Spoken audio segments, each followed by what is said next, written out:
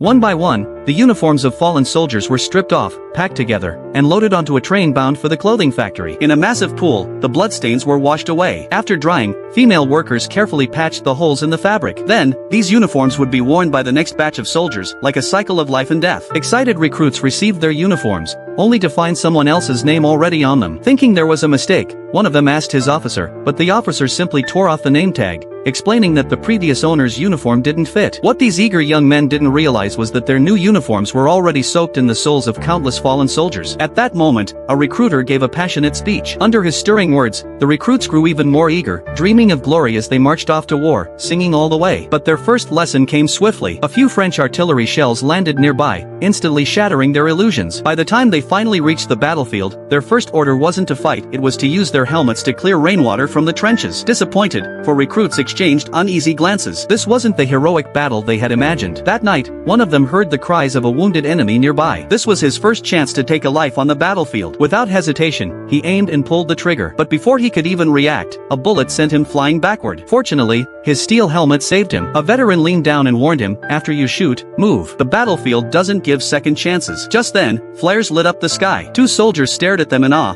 mesmerized as if watching fireworks. Suddenly, artillery shells rained down near the trench. The soldiers scrambled into a bunker for cover. But one recruit couldn't handle the pressure. Ignoring the other's warnings, he bolted outside. Within seconds, an explosion blew him apart. At the same time, the already fragile bunker collapsed with a deafening crash. By the next morning, the battlefield was a wasteland of destruction, littered with bodies. A barely breathing recruit was pulled from the rubble. He had once again brushed past death. Now, his officer assigned him to collect the dog tags of the fallen. But he hadn't gone far before he stepped on a pair of glasses. A terrible feeling surged through him. In their squad, only one person wore glasses, his childhood friend. And when Paul finally found him, he truly understood the cruelty of war.